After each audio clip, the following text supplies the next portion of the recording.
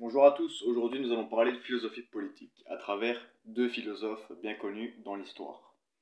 Premièrement, Machiavel, né le 3 mai 1469 à Florence, gouverné par les Médicis à cette époque, où l'Italie est constituée de cités-États morcelés, car convoitée par les Français Louis XII, Philippe d'Espagne, les Vénitiens, les Sforza de Milan, les Médicis, une famille de riches banquiers, et les Borgia étant des Espagnols. Florence étant constamment menacée d'ennemis, Machiavel habitait un profond attachement pour sa ville natale, qui à l'époque représentait beaucoup en termes d'influence culturelle pour l'Europe. De par son expérience, sa vision politique en fut éclaircie. Il comprit les mœurs de la domination inhérente à la nature humaine. Dans son livre Le Prince, l'auteur met en lumière, en offrant à Laurent de Médicis, les pratiques récurrentes de la conquête et de la maintenance du pouvoir selon différentes situations et différents États.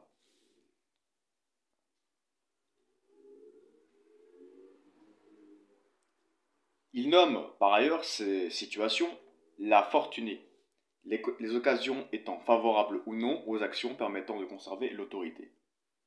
Ce livre fut alors pensé comme un nouveau pion dans l'histoire de l'humanité, influencé notamment par son mentor César Borgia, un espagnol. Donc.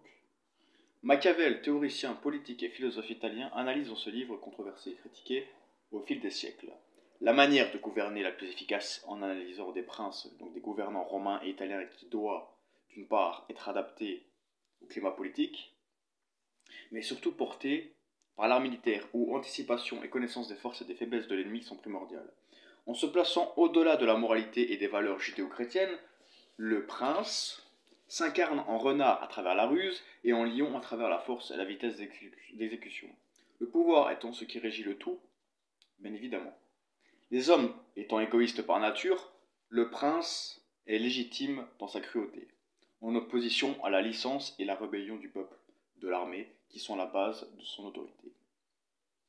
Un prince doit être craint pour conserver son autorité et son pouvoir sur sa terre, mais pas méprisé ni haï, car cela le mènera à sa perte.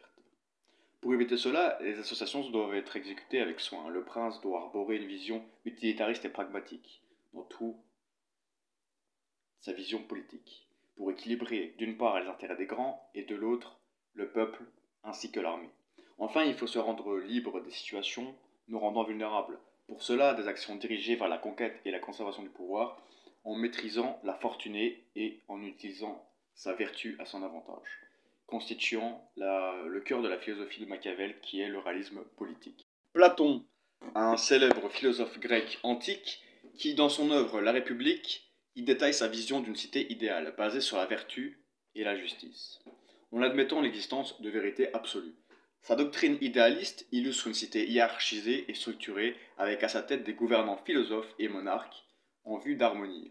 Platon effectue une dichotomie de notre monde en deux, le monde sensible, régi par les lois de la physique, et le monde intelligible, régi par nos idées. Pour cela, l'éducation et la recherche de vérité devaient élever les valeurs, et permettant ainsi le maintien de la cité, gouvernée par des hommes sages, opposés aux tyrans cruels et cyniques. La philosophie de Platon est donc l'idéalisme platonicien. Les deux pionniers dans leur idéologie respective, d'une part Platon et son idéalisme, et de l'autre part Machiavel et son réalisme politique. On pourrait dire que Platon conçoit le pouvoir comme étant quelque chose qui doit être régi par la morale et la justice, alors que Machiavel le conçoit plus comme quelque chose qui doit être d'une certaine façon stratégique, à travers la ruse et les démonstrations de force. Donc Platon serait plus attiré par des idéaux en vue d'une cité idéale, et du coup des principes moraux, alors que Machiavel, lui, propose la vertu et la fortunée, permettant un art militaire à travers des principes pragmatiques et réalistes, et d'une certaine façon amoraux, ne respectant pas les valeurs et la morale judéo-chrétienne. Quels sont les points négatifs de ces deux auteurs? Platon aura tendance à un peu trop idéaliser la nature humaine et à rechercher la vérité absolue en bâclant certaines perceptions, mais il encourage cependant les valeurs euh, dotées d'idéal, donc qui nous élèvent en termes de spiritualité.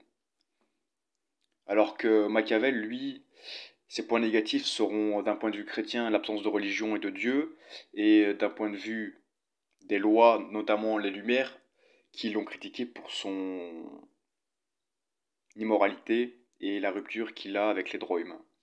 Cependant, il rappelle les difficultés et la complexité à gouverner un peuple.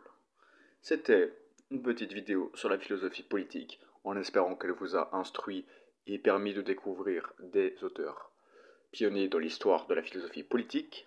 Je vous dis à la prochaine, c'était Mike Inator.